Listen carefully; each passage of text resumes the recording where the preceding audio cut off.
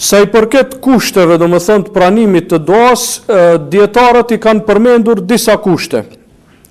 Dhe si çdo ibadet tjetër, se duaja është ibadet, padyshim, si çdo ibadet tjetër, e para, kushti i parë është sinqeriteti ndaj Allahut subhanahu wa taala. Patjetër ibadeti tjetë për hir të Allahut, i sinqert. Doan kur ta bësh për hir të Allahut subhanahu wa taala.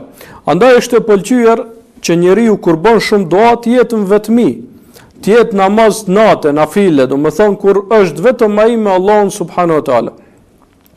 Lejohet duaja edhe në prani të tjerëve, mirë po më e pëlqyeshme është, do të thonë kur është vet njeriu që të jetë sa më i sinqert.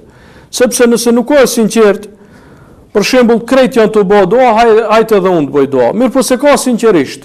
Po, masi po më shohën edhe të tjerët, mos t'jes pa bëjë dua, se nëse e bën me këtë niyet, atëherë nuk i pranohet. Nëse e bën me këtë niyet, si pranohet. Ky është kushti i parë, pa sinqeriteti. Kushti i dytë është tauhidi, do të thonë. Kushtimisht kushti i dytë, sepse ajo është baza e çdo gjëje, mirë po në renditje, kështu themi, që ta veçoj Allahun me adhurim. Tauhidin këtë rast i këtij ibadeti, sepse për të hyrë në Islam duhet tauhidi në përgjithësi. Mirë po pastaj në çdo ibadet duhet ta veçoj Allahun.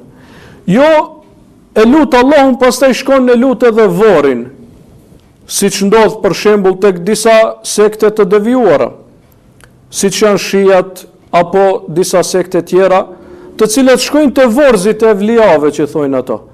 Shkojnë e lutin vorrin, pa i vdekët është. Ai ka vdek, ai nuk mund t'i ndihmoj vetvetes. Veprat e tij janë ndërprerë, si ka mundësi që të ndihmoj ty?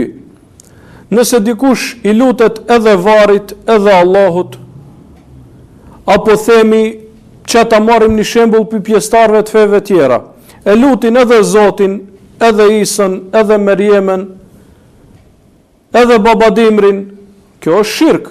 Andaj Allah subhanahu wa taala nuk e pranon, sepse ti po i bën barabart krijesat njerëzit me krijuesin. Një herë lut Allahin, një herë atë, një herë këtë. Do të thonë nëse njeriu në gjërat që i ka pronë të vetat, nuk pranon që dikush tjetër të pretendojë se janë të atij, thotë nuk janë tuja, të mia janë. Atëherë si ka mundësi që krijuesi i cili na ka krijuar krejt neve të pranojë që ne t'ja drejtojmë ibadetin krijesave të tij, pra ndonjërit prej krijesave të tij. Dhe nëse njeriu ja drejton duan dikujt prej krijesave të Allahut, atëherë ky e ka humbur shansën që Allahu t'i përgjigjet. Andaj Allahu thot, duaja e qafirave është në humbje. Lutja e tyre është e humbur, e pa pranuar, si çdo vepër tjetër të cilën Allahu nuk e pranon, sepse ata nuk e kanë pranuar Zotin ashtu siç duhet fillimisht. Kusht tjetër është që njeriu të jetë i koncentruar kur të bën dua. Jo këndej fjalët i thota me mendje është krejt tjetërkund, me zemër është krejt tjetërkund. Do të thonë të jetë prezent në duan e tij. Kusht tjetër, edhe pashtu i rëndësishëm, është ushqimi dhe pija halal. Pra të haj halal dhe të pi halal, dhe të veshet halal, veshmbathja, teshat të ketë halal. Pejgamberi alayhis salam e ka përmend një rast në një hadith që është e 40 hadithet e Imam Neveviut, pra hadith me rëndësi. Thot një njeri i lodhur, i raskapitur në udhtim, i ka ngrit duart ka qielli dhe thot o Allah, mirë po thot ushqimin e ka haram, veshmbathjen haram, pijen haram. Thot fa anna yustajabu leh, atëherë thot si ka mundësi që Allahu t'ja pranoj duan atij kur krejt haram i ka? Pra ushqimi dhe veshmbathja halal janë prej kushteve që të pranohet duaja e robit. Dhe kushti i fundit është të mos jetë duaja për harame. Mos lutet për haram.